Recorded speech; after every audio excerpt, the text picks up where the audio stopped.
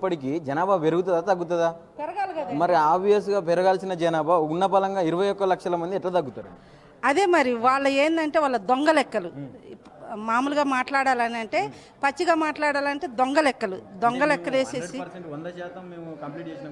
Complete add చేశారండి. ఇప్పుడు మామూలుగా మాట్లాడుకుందాం, మనలో మామూలుగా మాట్లాడినా కానీ మేము ఫస్ట్ ఫ్లోర్లో ఉంటాం, సెకండ్ ఫ్లోర్లు 2 ఉన్నాయి.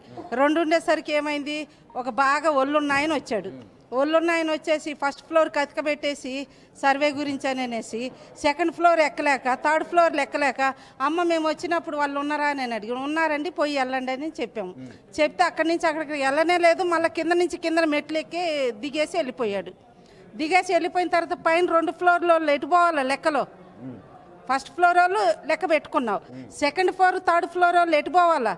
ఆ లెక్కలో ఇప్పుడు 2%, 3%, 1% లెక్క పెట్టి మిగతా 2 లెక్క వదిలేసినట్టే కదా. వాళ్ళ ఇంట్లో మామూలుగా భార్య భర్తలు ఉన్నా 2 పిల్లలు ఉన్నా కానీ 4 ఉంటారు కదా. ఆ 4 అన్నా కానీ 8 మంది అవుతారు కదా. ఆ 8 మంది లెక్క మట్టిలో కలిపేసినట్టేనా? అంతే కదా. వీళ్ళ లెక్కలు చూస్తే అలానే ఉన్నాయి. ఆ ఈ లెక్కలన్నీ కూడా మన శ్రీనివాస్ అన్న చెప్పినట్టు, దాస్ సురేష్ అన్న చెప్పినట్టు ఇదంతా కూడా ఏంటంటే తడక లెక్కలు. తడకలో నీళ్లు పోస్తే ఉండవు, కారిపోతాయి.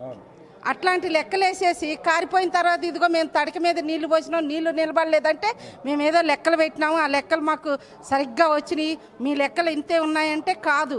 ప్రతి ఒక్కళ్ళను కూడా సర్వే చేయాలా, ప్రతి ఇంటికి కూడా మీరు సర్వే చేయాలా. అప్పుడు లెక్కింపు వస్తే ఇప్పుడు 10 years ముందు బ్యాక్ లెక్క ఎక్కువ వచ్చేసి ఇప్పుడు లెక్క ఎలా తగ్గుద్ది?